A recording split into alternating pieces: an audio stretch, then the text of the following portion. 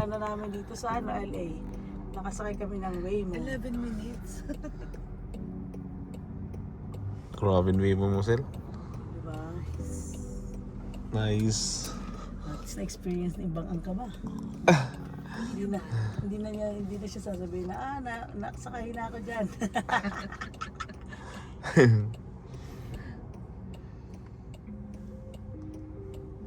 Sabi, yung rides nga natin kahapon, pinagkatiwalaan natin. Ang alin? Yung rides natin kahapon. Ayun, may operator. Ito din, wala. May Uy, operator meron din na naman sa to. ano lang. Nasa site niya.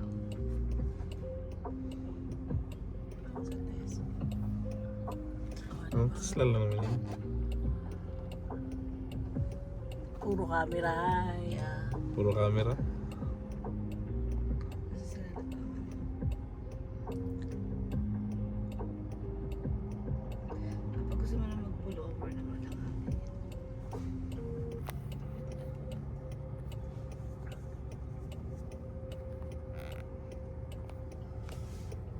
Waymo time. Nakikita niya yung mga tao, diba? Parang Tesla. Kaya mo nakikita niya yung mga tao, ilan ang dyan, ilan yung dyan. Ano, meron bang ano, Mayroong kuhan. Ito mo. may tumatawid.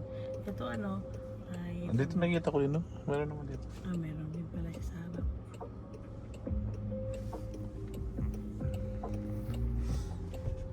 Trigdo. Diba, binibidyo niya yung way mo. Mga turista, binibidyo niya yung way mo. Diba, binibidyo niya yung way mo. Ay, magsakay ka, Brad. Dapat matry mo talaga yung way mo. Para at least. Kasi nakita ko to kay Small Laude eh. Kaya Shout out to Smolaude. shout out Small Laude. Oh, galing. Dapat matry ko rin. Kasi nandito na rin lang sa Hollywood. Dito lang kasi to sa Hollywood. Hindi siya magkasya, di ba? Sige, kamasya ka. Nakikita niya, ang galing, Nakikita niya yung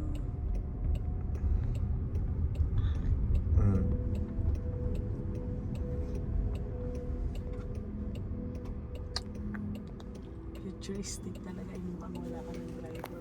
Wala ka na. Buti naman, next time yan natin bibilin ko na. Uy, ito na talagang bibilin mo. No, di ba? Ito na lang ang bibilin ko. Para Kaya hindi. ako problema. Oo. Sa parking. Tama ka. Bahala na siya. Bahala na siya. So ito, ang Hollywood. Maliwanag paggabi. Sige na, babayaran naman na lang. Pag hindi ka marunong mag-drive, mag-Waymo ka. Bumili ka ng Waymo. Bahala na sila. Bahala na sila. Isit mo lang yung ano.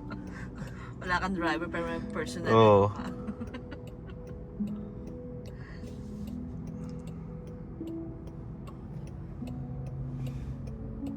Di mo pa kailangan pakainin. Walang sweldo, di ba? Wala pang accommodation. Accommodation. Basta, drive lang siya. Sundin mo na